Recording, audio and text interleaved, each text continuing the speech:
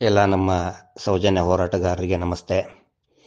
ಈ ಕೆಲವೊಂದಿಷ್ಟು ಮಾತುಗಳನ್ನು ವಿಶೇಷವಾಗಿ ನಿರಂತರವಾಗಿ ಸೌಜನ್ಯ ಹೋರಾಟದಲ್ಲಿ ತೊಡಗಿಸ್ಕೊಂಡಂಥ ನಮ್ಮ ಎಲ್ಲ ಆತ್ಮೀಯರಿಗೆ ಹೇಳಬೇಕಾಗಿತ್ತು, ಅದಕ್ಕೆ ಹೇಳ್ತಾ ಇದ್ದೀನಿ.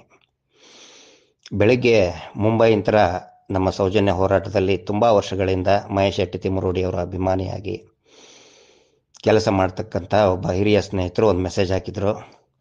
ಸರ್, ಇವನಿಗೆ ಉತ್ತರ ಕೊಡಿ, ಇವನ ಮೇಲೆ ಕೇಸ್ ಹಾಕಿ. ಒಂದೆರಡು ದಿನದ ನಿಮ್ಮ ಬಗ್ಗೆ ಭಾಳ ಕೆಟ್ಟದಾಗಿ ಬೈತಾ ಇದ್ದಾನೆ, ನಿಮ್ಮ ಇಮೇಜ್ ಹಾಳು ಮಾಡ್ತಾ ಇದ್ದಾನೆ, ಅದಕ್ಕೆ ನಿಮ್ಮ ಇಮೇಜ್ ಹಾಳಾಗುತ್ತೆ, ಸ್ವಲ್ಪ ಒಂದು ಕೇಸ್ ಹಾಕಿ ಅಂತ.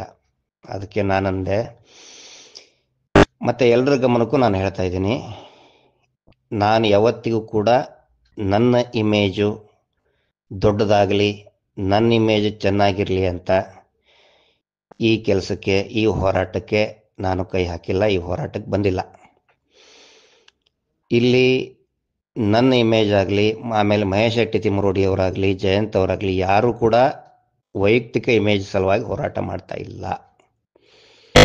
ಯಾವನೋ ಏನೋ ಅಂದುಬಿಟ್ಟ ಅಂದ ತಕ್ಷಣವೇ ಇಮೇಜ್ ಹಾಳಾಗ್ಬಿಡ್ತದೆ, ಅಥವಾ ಅವ್ರು ಕನ್ವಿನ್ಸ್ ಮಾಡೋದು, ಅಥವಾ ಅವ್ರ ಫಾಲೋವರ್ಸ್ ಏನೋ ಡೈವರ್ಟ್ ಆಗಿಬಿಡ್ತಾರೆ, ಅವರು ಯಾರೋ ಜನಗಳು ಯಾರೋ ಏನೋ ತಿಳ್ಕೊಂಡು ಬಿಡ್ತಾರೆ ಅಂಥೇಳಿ ನಾವು ಈ ಸಂಘರ್ಷ ಮಾಡ್ತಾ ಇಲ್ಲ.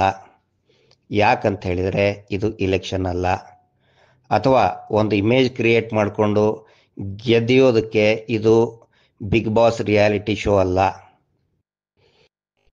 ಟಿ ವಿ ಚಾನಲ್ಗಳು ಹೆಂಗೆ ಮಾಡ್ತಾ ಇದ್ದಾವೆ ಅಂದ್ರೆ, ಕೆಲವೊಂದು ಇದನ್ನು ಏನೋ ಒಂದು Bigg Boss reality show, entertainment show, ಅವನು ಹಂಗಂದ, ಅವಳು ಹಂಗಂದ್ಲು, ಅದಕ್ಕೆ ಇವನು ಹಿಂಗೆ ಉತ್ತರ ಕೊಟ್ಟ, ಇವನು ಹಿಂಗೆ ಜಗಳಾಡಿದ. ಅಲ್ಲರಿ, ಇಡೀ ದೇಶ ಅಲ್ಲ, ಇಡೀ ಮನುಕುಲ ಬೆಚ್ಚಿ ಬೀಳುವಂತಹ ಹತ್ಯಾಕಾಂಡ ಧರ್ಮಸ್ಥಳದಲ್ಲಿ ನಡೆದಿದೆ.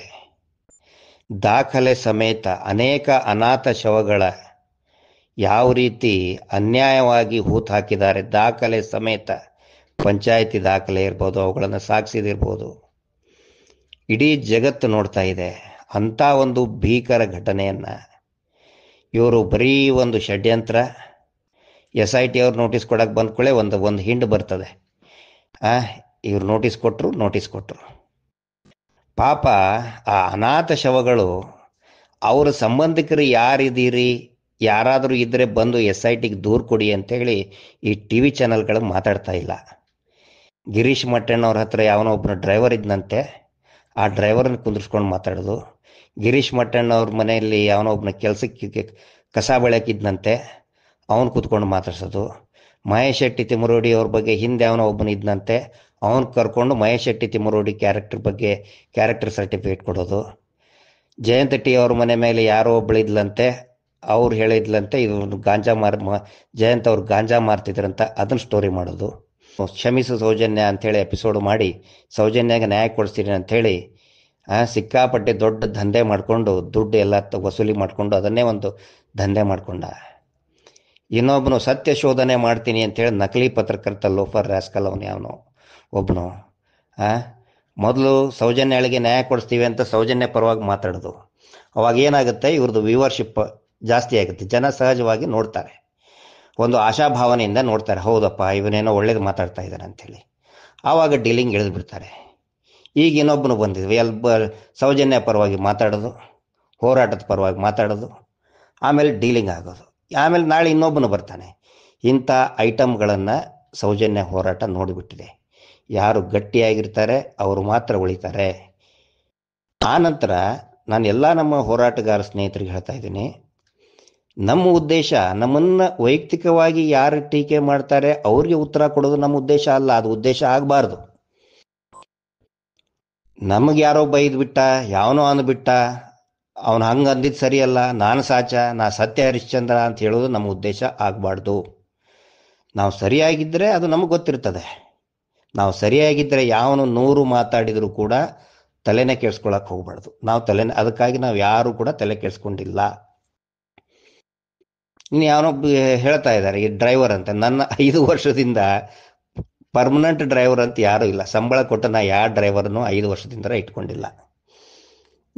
ಒಬ್ಬನು ಬಂದಿದ್ದ, ನಾನು ಸೌಜನ್ಯ ಹೋರಾಟದಲ್ಲಿ ಭಾಗಿಯಾಗ್ತೀನಿ ಸರ್, ನಿಮ್ಮ ಅಭಿಮಾನಿ, ಮಹೇಶ್ ಶೆಟ್ಟಿ ತಿಮ್ಮರೋಡಿ ಅಭಿಮಾನಿ, ನಾನು ಡ್ರೈವಿಂಗ್ ಮಾಡ್ತೀನಿ, ಯಾರು ಇಲ್ಲ ಅಂತ ಹೇಳಿದರೆ ಕರೀರಿ ನನಗಂತ ಅವನಾಗೆ ಬಂದ. 1-2-3 ಸಾರಿ ನಮ್ಮ ಜೊತೆಗೆ ತಿರುಗಾಡಿದ್ದ, ಫೋಟೋ ತೆಗೆಸ್ಕೊಂಡ. ಆಮೇಲೆ ಅವನ ಹಿನ್ನೆಲೆ ನೋಡಿದರೆ ಗೊತ್ತಾಯ್ತು, ಪೊಲೀಸು ಇದಕ್ಕೆಲ್ಲ ಏನೋ ಹೇಳಿದ, ಏನೋ ಒಂದು ಕೇಸ್ ಇದೆ ಅಂತ. ನೋಡಿದರೆ ಗೊತ್ತಾಯ್ತು ಇವನೇ ಒಬ್ಬ ದೊಡ್ಡ ಫ್ರಾಡ್ ಅಂತೇಳಿ. ಸ್ವತಃ ಇವರ ಅಡ್ವೊಕೇಟೇ ಇವನ ಮೇಲೆ ಕೇಸ್ ಹಾಕಿದ್ದಾನೆ. ಇವನೇ ಎಂಗೇಜ್ ಮಾಡಿದಂಥ ಒಬ್ಬ ಹಿರಿಯ ನ್ಯಾಯವಾದಿಗಳೇ ಇವನ ಮೇಲೆ ಒಬ್ಬ ದೊಡ್ಡ ಫ್ರಾಡ್. ಇವನು ಸಾವಿರಾರು ಜನರ ಕಡೆ ಯಂತ್ರ ದುಡ್ಡು ಇನ್ವೆಸ್ಟ್ಮೆಂಟ್ ಮಾಡಿಸಿ ಅವ್ರಿಗೆ ಟೋಪಿ ಹಾಕಿ ಅಡ್ರೆಸ್ ಕೊಡದೆ ಓಡಾಡ್ತಾ ಇರುವಂಥವನು ಅಂತ ಗೊತ್ತಾದ ಮೇಲೆ ಅವನಿಗೆ ಓಡಿಸಿದ್ದೀವಿ. ಆನಂತರ ಕೋರ್ಟ್ ವಿಚಾರದಲ್ಲಿ ಎಷ್ಟೋ ಜನ ಪಾಪ ನಮ್ಮ ಕಾಳಜಿಂತ ಕೇಳ್ತಾರೆ, ಏನು ಸರ್ ಕೋರ್ಟಲ್ಲಿ ವಾಪಸ್ ತಗೊಂಡ್ರಂತೆ ಅಂತ. ಈ ಕೆಲವೊಂದಿಷ್ಟು ಅವಿವೇಕಿ ಟಿ ವಿ ಚಾನಲ್ಗಳು, ಆನಂತರ ಈ ಅತ್ಯಾಚಾರಿಗಳ ಪರವಾಗಿ ಮಾತಾಡೋರು ಹೇಳ್ತಾರೆ, ಅವರು ಬಹುಶಃ ತಾವೇ ಬಹಳ ಬುದ್ಧಿವಂತರು, ಜನರು ಮೂರ್ಖರು, ನಾವೆಲ್ಲರೂ ಹುಚ್ಚರು ಮೂರ್ಖರು ಅಂತ ತಿಳ್ಕೊಂಡಿದ್ದಾರೆ. ಒಂದು ಹೇಳ್ತಾ ಇದ್ದೀನಿ, ಈ ಟಿ ವಿ ಚಾನಲ್ನವ್ರಿಗೆ ಅವ್ರಿಗೊಬ್ಬ ಲೀಗಲ್ ಎಕ್ಸ್ಪರ್ಟ್ ಕೂಡ ಇಲ್ವಾ? ಯಾಕಂತ ಹೇಳಿದರೆ ಅವ್ರು ಹೇಳ್ತಾ ಇದ್ದಾರೆ, ಕೇಸನ್ನು ನಾವು ಹಿಂದೆ ತಗೊಳ್ಳೋದಕ್ಕೆ ನಾನು ಅರ್ಜಿ ಹಾಕಿದ್ನಂತೆ. ಅದು ಹೆಂಗ್ರಿ ಆಗುತ್ತೆ?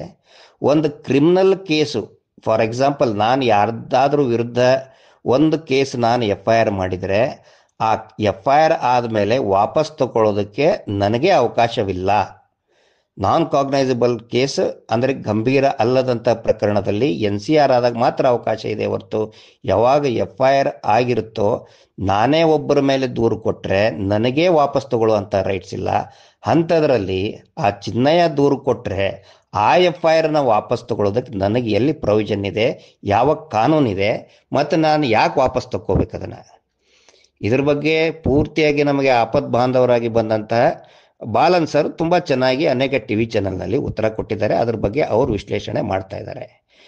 ನಾವು ಪ್ರಶ್ನೆ ಮಾಡಿದ್ದು ಪ್ರೊಸೀಜರಲ್ ಲ್ಯಾಪ್ಸಸ್, SIT ನಿಲ್ಲಬೇಕಂತೇಳಿ ನಾವು ಎಲ್ಲಿ ಕೊಟ್ಟಿದ್ದೀವಿ, ತನಿಖೆ ನಿಲ್ಲಬೇಕು ಅಂತೇಳಿ ಎಲ್ಲಿ ಅರ್ಜಿ ಹಾಕಿದ್ದೀವಿ, ಒಂದೇ ಒಂದು ಶಬ್ದ ತೋರಿಸ್ಲಿ. ಅವರು ಸುಮ್ಮನೆ ಏನೇನೋ ಒಂದು ಈ ಜನಗಳನ್ನು ದಾರಿ ತಪ್ಪಿಸ್ತಾನೆ ಬಂದರು.